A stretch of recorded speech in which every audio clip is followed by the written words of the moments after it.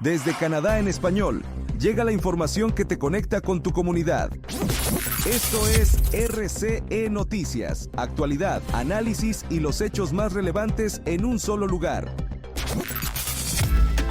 Muy buenas tardes, querida comunidad hispana de Canadá. Soy Paula Pinzón y gracias por acompañarnos una vez más. Hoy tenemos noticias sobre energía, defensa, política, exploración espacial y, por supuesto, toda la emoción del Mundial 2026. Comenzamos. Abrimos con un proyecto que podría redefinir el mapa energético canadiense.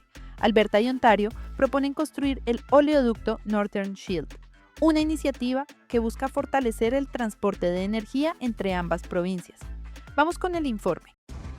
Los premiers de Alberta y Ontario, Daniel Smith y Doug Ford, presentaron el lunes en Calgary la ruta propuesta para un oleoducto de 3.300 kilómetros que transportaría petróleo del oeste canadiense hasta refinerías en el sur de Ontario. El proyecto, bautizado Northern Shield, trasladaría inicialmente 500,000 barriles diarios, con posibilidad de ampliarse a 800,000. La ruta partiría de Hardisty, Alberta, pasaría cerca de Regina y Winnipeg y terminaría en Sarnia, Ontario. Aún no existe una cifra estimada de costo ni un cronograma definido. El estudio de factibilidad, en marcha desde el otoño pasado, ha costado hasta ahora $11 millones canadienses. El gobierno de Manitoba se negó a sumarse a la iniciativa. Su premier, Wab Kinew, argumentó que los grandes proyectos deben construirse en asociación con comunidades indígenas desde el inicio y no mediante consultas posteriores. Ford señaló que la provincia de Ontario podría asumir la propiedad y el financiamiento de la construcción si fuera necesario. Smith, por su parte, destacó que el corredor energético también podría eventualmente permitir exportar petróleo albertense hacia Europa. El anuncio se suma a otro proyecto de oleoducto hacia la costa oeste que Alberta impulsa junto con Trans Mountain Corp.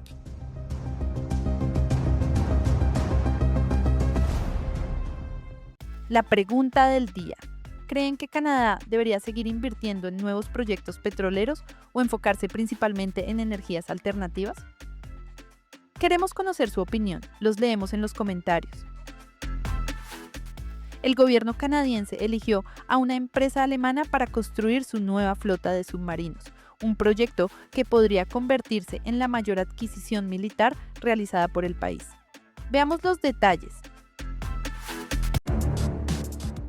El gobierno de Canadá anunció que la empresa alemana ThyssenKrupp Marine Systems es la candidata preferida para construir la nueva flota de submarinos de la Armada canadiense, en lo que se perfila como el programa de defensa más costoso en la historia del país.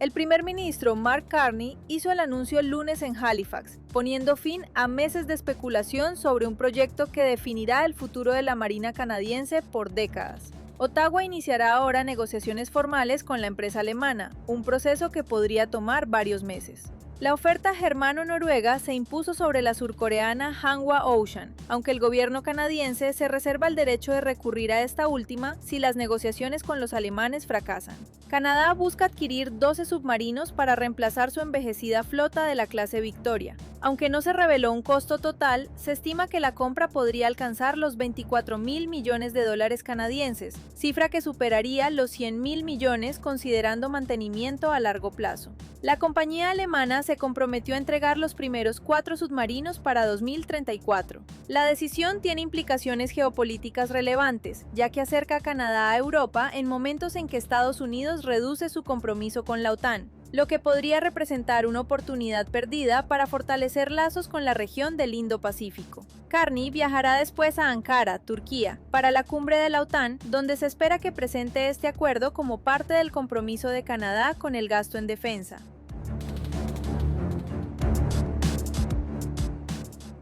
Mientras los líderes de la alianza se reúnen en Turquía, la OTAN exhibe nuevos acuerdos y contratos de defensa en una cumbre marcada por las expectativas de los aliados y las presiones de Washington. Vamos con más información. La OTAN anunció el martes varios contratos de armamento durante el primer día de una cumbre en Ankara. La cúpula de la Alianza Transatlántica intenta convencer a Estados Unidos de que Europa se toma en serio el aumento del gasto en defensa. Según un diplomático, el valor total de estos acuerdos supera los $50,000 millones. Hace un año en La Haya, los aliados se comprometieron a invertir mucho más en defensa, el 5% del PIB para 2035, y ya estamos logrando avances notables. Además, acordaron impulsar la producción y la innovación en materia de defensa. Y aquí estamos ahora, un año después en Ankara, ya obteniendo resultados. El presidente estadounidense Donald Trump, que llegó por la tarde a la capital turca, está molesto con sus aliados europeos por no haberlo apoyado como quisiera en la guerra que Estados Unidos e Israel desencadenaron contra Irán. Washington quiere que sus aliados asuman la defensa convencional de Europa y anunció recientemente la reducción de los recursos que pone a disposición de los comandantes de la OTAN. Los gobernantes europeos esperan al menos evitar una fractura con el mandatario republicano, y aunque apuestan por la conciliación, han comenzado a aceptar la realidad de que Estados Unidos se aleja de la alianza. El primer ministro continúa renovando la Cámara Alta. Entre los nuevos nombramientos destaca uno de sus asesores cercanos y un diputado conservador, una decisión que ya genera comentarios en el escenario político canadiense. Más información a continuación. El primer ministro canadiense, Mark Carney, anunció el martes 2 nombramientos para el Senado que rompen con la práctica seguida durante casi una década en Ottawa. Carney designará a Tom Pitfield, uno de sus asesores más cercanos y ex secretario principal en la oficina del primer ministro para la Cámara Alta. Además, nombrará al diputado conservador Richard Martel, lo que dejará vacante un distrito electoral competitivo en Quebec. El gobierno también eliminará el criterio de no partidismo que rigió los nombramientos al Senado bajo el ex primer ministro Justin Trudeau, quien desde 2016 favoreció exclusivamente a senadores independientes, tras expulsar a la bancada liberal de la Cámara en 2014. Pitfield es una figura clave del entorno liberal. Su esposa, Anna Gainey, es diputada federal y secretaria de Estado para la Infancia, mientras que su padre, Michael Pitfield, sirvió casi 30 años como senador. La oficina del primer ministro defendió la decisión al señalar que reconoce la experiencia de quienes han servido en cargos electos o partidistas, lo que, según el comunicado, fortalecerá al Senado. Actualmente, la Cámara Alta está dividida en 5 grupos y bancadas, con apenas 11 senadores conservadores como única bancada partidista formal. El astronauta Jeremy Hansen, primer canadiense en participar en una misión lunar, anunció su retiro de la Agencia Espacial Canadiense tras una histórica trayectoria que inspiró a millones de personas dentro y fuera del país. Vamos con el informe. El coronel Jeremy Hansen, el primer canadiense en participar en una misión lunar, anunció este lunes su retiro del cuerpo activo de astronautas de la Agencia Espacial Canadiense. Hansen dejará su rol de tiempo completo en la agencia a partir de septiembre, tras 17 años como astronauta y 32 de servicio militar. Continuará sin embargo como reservista de la Real Fuerza Aérea Canadiense. El anuncio llega meses después de que Hansen sobrevolara la Luna en abril junto a los astronautas estadounidenses Reid Wiseman, Victor Glover y Christina Koch, como parte de la misión Artemis II de la NASA. A través de redes sociales, Hansen aseguró que su salida está lejos de ser una despedida y que su nuevo rol como reservista le permitirá seguir apoyando el trabajo espacial de Canadá. La ministra federal de Industria, Melanie Joly, destacó que Hansen hizo historia e inspiró a nuevas generaciones de canadienses a interesarse en la exploración espacial. Con su salida, la Agencia Espacial Canadiense quedará con 3 astronautas activos: David Sanjak, Joshua Kutrick, quien viajará en septiembre a la Estación Espacial Internacional, y Jenny Gibbons.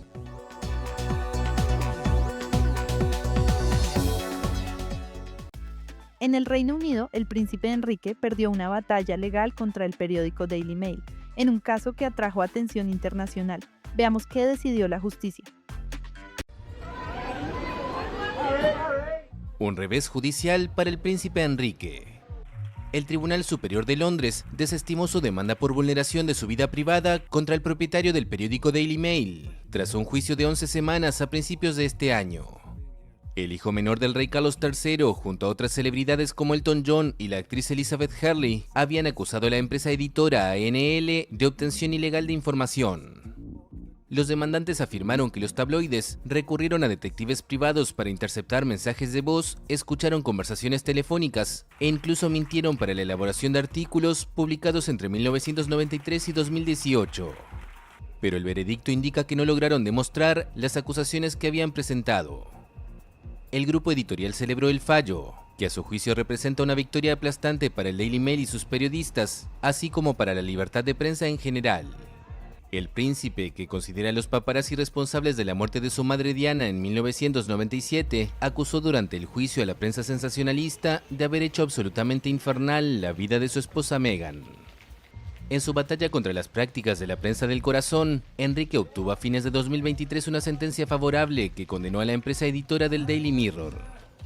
Y en enero de 2025 alcanzó un acuerdo económico cuyo importe no fue revelado con el propietario de The Sun. Las autoridades venezolanas informaron que el aeropuerto de Caracas retomará vuelos comerciales a la brevedad, una noticia esperada por miles de viajeros y familias que mantienen vínculos entre Canadá y América Latina. Vamos con más detalles. Venezuela trabaja para restablecer las operaciones de su principal terminal aérea tras los devastadores terremotos que sacudieron el país el pasado 24 de junio. La presidenta interina Delcy Rodríguez anunció el martes que el Aeropuerto Internacional Simón Bolívar, que sirve a Caracas, reabrirá a la brevedad gracias a un plan alternativo que permitirá utilizar una pista paralela mientras continúan las reparaciones. Ubicada en el estado de La Guaira, el aeropuerto se encuentra en la zona más afectada por los sismos que han dejado más de 3.500 muertos y provocado graves daños en infraestructuras y viviendas. Desde la catástrofe, la terminal ha permanecido parcialmente abierta para recibir vuelos humanitarios y apoyo de emergencia. Rodríguez aseguró además que varios países colaboran en la recuperación de las instalaciones, mientras especialistas y militares estadounidenses participan en las labores destinadas a acelerar la reapertura. La restauración del aeropuerto es considerada una pieza clave para la llegada de ayuda y para la recuperación de las regiones más golpeadas por el desastre. Y cerramos con la pasión del fútbol. Enseguida repasaremos los resultados, las sorpresas y los momentos más destacados que dejó una nueva jornada mundialista. Vamos con más información.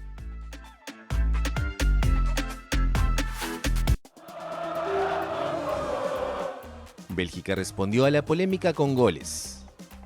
El seleccionado europeo goleó el lunes 4-1 a Estados Unidos y se clasificó para los cuartos de final del Mundial de Norteamérica, en los que jugará contra España. El duelo estaba envuelto en el escándalo por la participación del delantero Folarin Balogun, a quien la FIFA permitió jugar pese a que fue expulsado en la ronda previa. Estamos muy orgullosos de los Diablos Rojos, jugamos muy bien esta noche, fue increíble de comienzo a fin. Amo nuestro país, gracias Diablos Rojos, fue increíble. Sobre todo estoy muy contento de haberle cerrado el pico a Trump, que quiso cambiar las reglas y al final perdió. Así que estoy muy contento por eso y por la victoria de Bélgica. Después de 36 horas de una controversia que traspasó las fronteras del fútbol, la presencia sobre el césped de Balogun tuvo el efecto contrario al esperado por Estados Unidos. La FIFA no hizo públicos los argumentos de la decisión, pero sí admitió que se produjo después de que el presidente Donald Trump le pidiera personalmente al mandamás de la organización, Gianni Infantino, una revisión del castigo. El presidente Trump no debería haber intervenido, y como lo hizo, el karma ha hecho su trabajo. Creo que el equipo se habría unido para contrarrestar lo de la tarjeta roja que se debería haber mostrado, porque una tarjeta roja es una tarjeta roja, así son las cosas. La eliminación de Estados Unidos, que sigue las de México y Canadá también en octavos de final, deja al Mundial sin ninguna de las tres selecciones anfitrionas.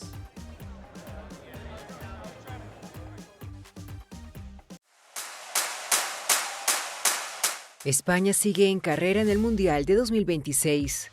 La Roja avanzó a los cuartos de final tras derrotar 1-0 a Portugal el lunes en Arlington, Texas, en un duelo de alta intensidad que enfrentó a dos potencias europeas y que muchos consideraban una final adelantada.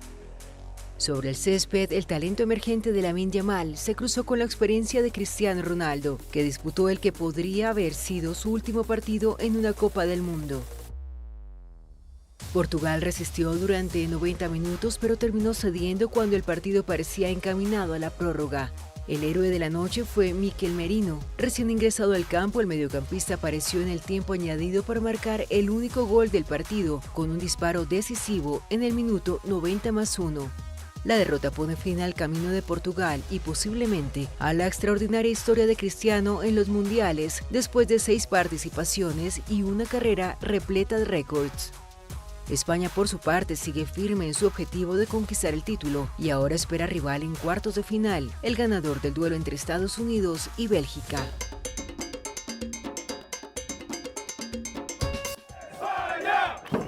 Los aficionados de España celebraron a las afueras del Dallas Stadium tras la victoria 1-0 de su equipo sobre Portugal en los octavos de final. El partido durísimo, tuvimos muchas oportunidades, ellos tuvieron algunas, pero el partido durísimo. Pensábamos que se iba a ir a prórroga y por suerte en el minuto 87 ahí estuvimos. Pero duro, todavía tengo nervios del partido.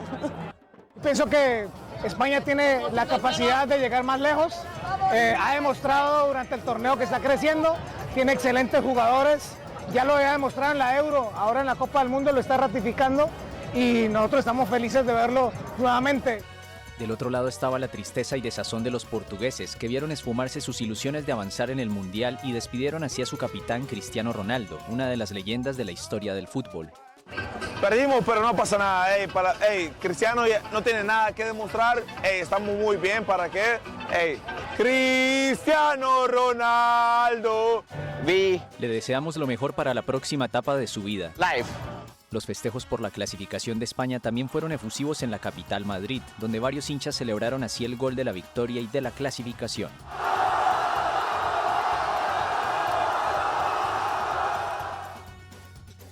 ¡Qué locura de partido se vivió en el Mundial!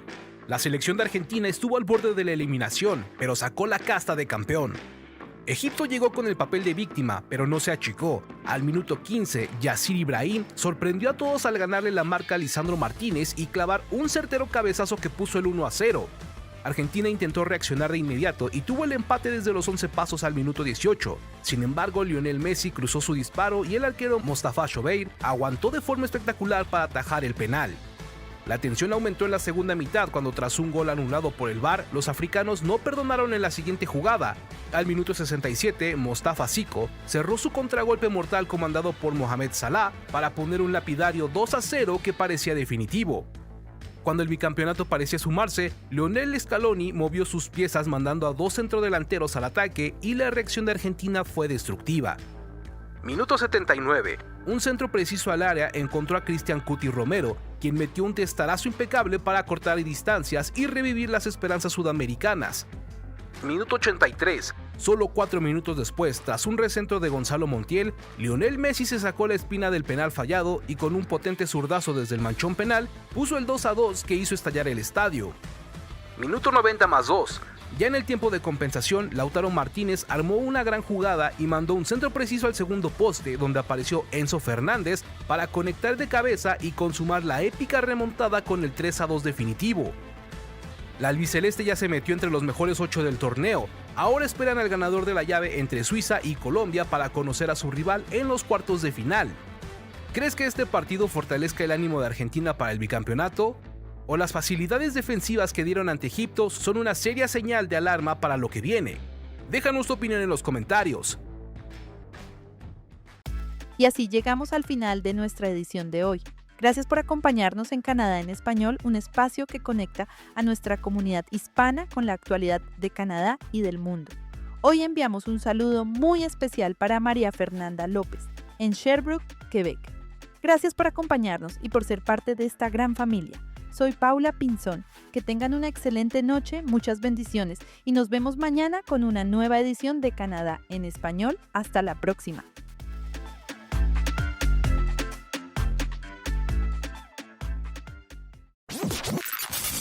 Suscríbete, dale like y comparte, porque la información no se detiene y nosotros tampoco.